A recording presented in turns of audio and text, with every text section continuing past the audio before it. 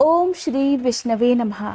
आप सभी का मेरे YouTube चैनल पर हार्दिक स्वागत है। आज की इस वीडियो में मैं आपको बताऊंगी पितृपक्ष में पड़ने वाली एकमात्र एकादशी, जो कि आश्विन मास के कृष्ण पक्ष की एकादशी है। इस एकादशी का क्या नाम है, कब से लेकर कब तक एकादशी की तिथि रहने वाली है, इसके साथ ही द्वादशी तिथि कब है और किस समय व्रत खोलने का शुभ समय रहेगा। साथ ही मैं आपको बताऊंगी पूजा विधि के बारे में और किन मंत्रों का जाप आज के दिन आपको करना चाहिए और इस दिन सुनी जाने वाली व्रत कथा के बारे में भी। तो सबसे पहले मैं आपको बता देती हूँ एकादशी की तिथि और शुभ मुहूर्त के बारे में। साल 2021 में आश्विन मास के कृष्ण पक्ष में पड़ने वाली एकादशी का नाम है इंदिरा एकादशी और 2 अक्टूबर शनिवार के दिन यह एकादशी है। इसी दिन एकादशी का व्रत भी रखा जाएगा। बात कर लेते हैं एकादशी की तिथि के बारे में। तो एकादशी की तिथि प्रारंभ हो रही है 1 अक्टूबर की रात 11:04 से और ये तिथि समाप्त हो जाएगी 2 अक्टूबर की रात 11:11 पर।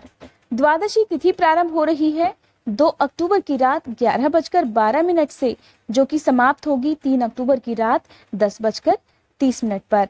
इसके साथ ही 2 अक्टूबर को यानी कि एकादशी के दिन सूर्योदय का समय रहेगा सुबह 6:22, सूर्यास्त का समय रहेगा शाम 6:09 और एकादशी के पारण वाले दिन सूर्योदय का समय रहेगा 3 अक्टूबर को सुबह 6:22, सूर्यास्त का समय रहेगा शाम 6:08 पर। एकादशी व्रत का पारण मुहूर्त यानी कि एकादशी का व्रत खोला जाएगा 3 अक्टूबर को सुबह 6:23 से लेकर 11:44 तक। ऐसे में आपको कोशिश करनी चाहिए कि सूर्योदय के 2-3 घंटे के अंदर अंदर आप अपना व्रत खोल लें। और द्वादशी तिथि के दिन भी एकादशी का जो व्रत है वो हमेशा सूर्योदय के बाद ही खोला जाता है। साथ ही हरिवासर के समय कभी भी द्वादशी तिथि के दिन व्रत नहीं खोलना चाहिए। अगर आप हरिवासर के समय व्रत खोलते हैं तो आपका एकादशी का व्रत पूर्ण नहीं माना जाता है। एकादशी के व्रत में भगवान विष्णु की पूजा की जाती है। क्योंकि ये पितृपक्ष में पड़ने वाली इंदिरा एकादशी है, इसलिए आज के दिन आपको कुछ विशेष बातों का भी ख्याल रखना होगा। तो पूजा विधि बताने से पहले मैं आपको सुना देती हूँ आज के दिन सुनी जाने वाली व्रत कथा और इसके साथ ही मैं आपको बताऊंगी किन मंत्रों का जाप आपको करना चाहिए और कौन कौन सी बातों का ध्यान आपको रखना चाहिए। आज की कथा प्रारंभ करने से पहले आप सभी से अनुरोध है, कमेंट बॉक्स में विष्णु भगवान की जय जरूर लिखिएगा। हिंदू धर्म में एकादशी व्रत का बहुत महत्व होता है। एकादशी का व्रत रखने से हर तरह के पापों से मुक्ति मिल जाती है और साथ ही श्राद्ध पक्ष में पड़ने वाली इंदिरा एकादशी का महत्व सबसे अधिक होता है। इस दिन एकादशी व्रत की कथा सुनने मात्र से कहा जाता है कि सभी पापों से मुक्ति मिल जाती है, साथ ही पितरों की आत्मा को शांति मिलती है और आने वाली पीढ़ियों का भी उद्धार होता है। समय समय पर धर्मराज युधिष्ठिर भगवान कृष्ण से एकादशी व्रत के महात्म्य के बारे में जानते रहते हैं। ऐसे ही एक दिन धर्मराज युधिष्ठिर ने भगवान कृष्ण से पूछा, हे प्रभु, आज आप मुझे कृपा करके आश्विन मास के कृष्ण पक्ष की एकादशी का महात्म्य और इस दिन सुनी जाने वाली कथा के बारे में बताइए। तब भगवान कृष्ण मुस्कुराते हुए कहने लगे, हे धर्मराज, आश्विन मास के कृष्ण पक्ष की एकादशी का नाम इंदिरा एकादशी है। इस एकादशी का व्रत करने से हर तरह के पाप नष्ट हो जाते हैं, नरक में गए हुए पितरों का उद्धार हो जाता है। हे धर्मराज, इस एकादशी की कथा के श्रवण मात्र से ही मनुष्य को अनंत फल की प्राप्ति होती है। अब मैं तुम्हें इंदिरा एकादशी व्रत की कथा सुनाता हूँ, ध्यान पूर्वक सुनो। सतयुग में महिष्मती नाम की नगरी में इंद्रसेन नाम का एक बहुत ही प्रतापी राजा राज्य करता था। वह पुत्र पौत्र धन धान्य आदि से पूर्ण था। उसके शत्रु भी उससे सदा भयभीत रहते थे। एक दिन राजा अपनी राज्य सभा में सुख पूर्वक बैठा था कि तभी वहां पर देवर्षि नारद आए।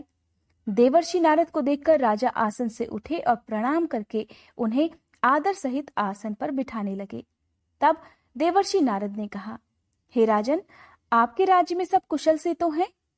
मैं आपकी धर्मपरायणता देखकर अत्यंत प्रसन्न हूं।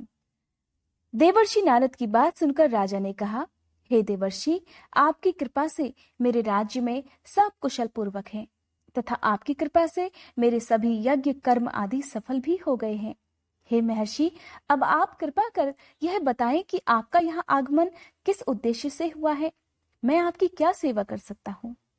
देवर्षि नारद ने कहा, हे राजन, मुझे एक महान आश्चर्य हो रहा है कि एक बार जब मैं ब्रह्मलोक से यमलोक गया था, तब मैंने यमराज की सभा में तुम्हारे पिता को बैठे हुए देखा। तुम्हारे पिता महान ज्ञानी, दानी तथा धर्मात्मा थे, मगर एकादशी व्रत के बिगड़ जाने के कारण वह यमलोक को गए हैं। इसीलिए तुम्हारे पिता ने तुम्हारे लिए एक संदेशा भेजा है। राजा ने ये बात सुनकर बड़ी उत्सुकता से पूछा, हे महर्षि, क्या संदेश है? कृपया करके जल्दी बताएं।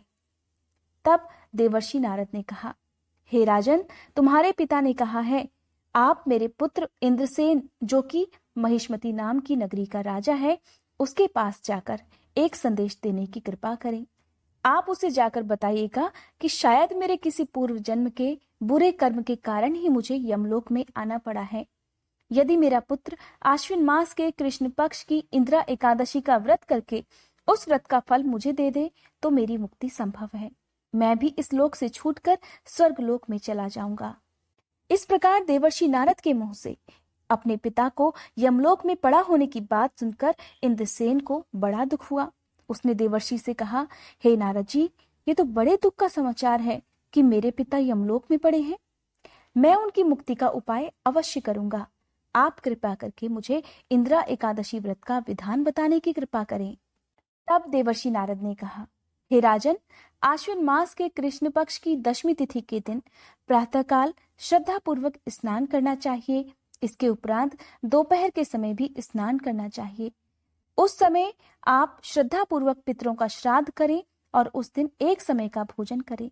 रात्रि को पृथ्वी पर शयन करें और दूसरे दिन अर्थात एकादशी के दिन नित्य कर्मों से निवृत्त होकर स्नान आदि के उपरांत भक्ति पूर्वक इस व्रत को धारण करें और हाथ में जल या पुष्प लेकर व्रत का संकल्प इस प्रकार करें, हे प्रभु, आज मैं निराहार रहूंगा और सभी भोगों का भी त्याग कर दूंगा।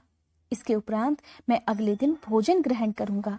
अतः हे प्रभु, आप मेरी रक्षा करने वाले हैं, आप मेरे इस उपवास को संपूर्ण कराइए। इस प्रकार का संकल्प करने के बाद दोपहर के समय सालिग्राम भगवान की प्रतिमा की स्थापना करनी चाहिए और फिर अपने घर पर ब्राह्मण देवता को बुलाकर उन्हें भोजन कराकर दान दक्षिणा भी देनी चाहिए। आज के दिन भोजन का एक हिस्सा गाय को अवश्य देना चाहिए और फिर भगवान विष्णु का धूप दीप नैवेद्य आदि से पूजन करके रात्रि को जागरण करना चाहिए। इसके बाद द्वादशी तिथि के दिन मौन रहकर अपने परिवारजनों के साथ भोजन करना चाहिए। हे राजन, यह इंदिरा एकादशी के व्रत की विधि है। यदि तुम आलस्य त्याग कर इस एकादशी का व्रत करोगे तो तुम्हारे पिता अवश्य ही स्वर्ग के अधिकारी बन जाएंगे। इस प्रकार देवर्षि नारद राजा को इंदिरा एकादशी व्रत का सब विधान बताकर अंतर्ध्यान हो गए। तब राजा ने इंदिरा एकादशी के आने पर विधि पूर्वक व्रत किया। बंधु बांधवों सहित इस व्रत को करने से आकाश से पुष्प वर्षा हुई और फिर राजा के पिता यमलोक से रथ पर चढ़कर स्वर्ग को चले गए। इस एकादशी के प्रभाव से राजा इंद्रसेन भी इस लोक में सुख भोग कर अंत में स्वर्ग लोक को गया। ये थी इंदिरा एकादशी व्रत की कथा।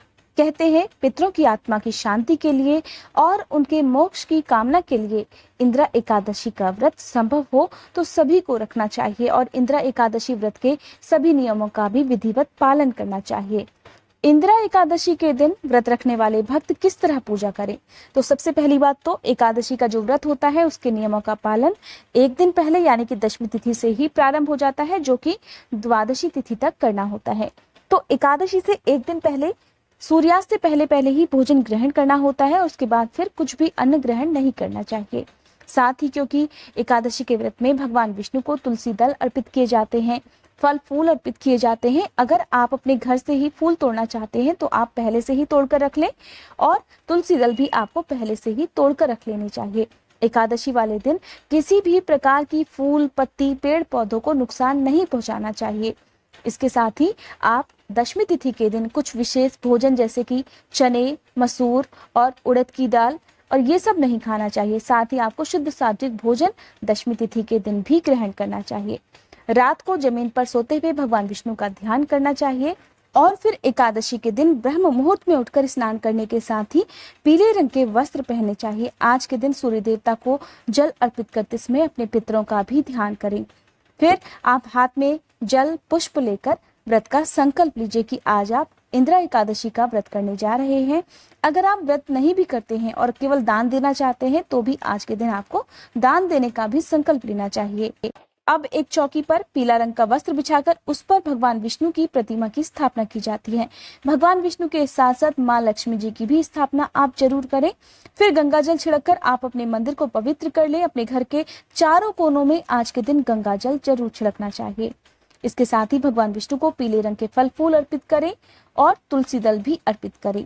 अगर आपकी सामर्थ्य है तो आप 5 प्रकार के मेवे भी भगवान विष्णु को अर्पित कर सकते हैं।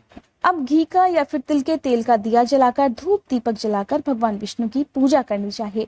मन ही मन ओम नमो नारायण या फिर ओम नमो भगवते वासुदेवाय इस मंत्र का जाप करते हुए आप भगवान विष्णु को पूजन सामग्री अर्पित करें। क्योंकि चातुर्मास का समय चल रहा है और भगवान विष्णु इस समय योग निद्रा में है, ऐसे में आपको भगवान विष्णु के इस विशेष मंत्र का जाप इंदिरा एकादशी के दिन करना चाहिए। ये मंत्र है सुप्ते त्वयि जगन्नाथ जगत सुप्तम भवेदिदम विबुद्धे त्वयि बुद्धेत जगत सर्वम चराचरम। इसके बाद विष्णु चालीसा का पाठ करें। विष्णु भगवान के साथ साथ माँ लक्ष्मी जी की भी पूजा करें। माँ लक्ष्मी जी को लाल रंग के फूल अर्पित करें और फिर लक्ष्मी चालीसा का भी पाठ करना चाहिए। इसके बाद व्रत की कथा सुने और फिर भगवान विष्णु और माँ लक्ष्मी जी की आरती करनी चाहिए। सबसे अंत में क्षमा याचना आप जरूर करें। इस तरह आप अपना व्रत प्रारंभ करें। ध्यान रखना है कि आज के दिन अपने घर के बुजुर्गों का किसी तरह से आपको दिल नहीं दुखाना है।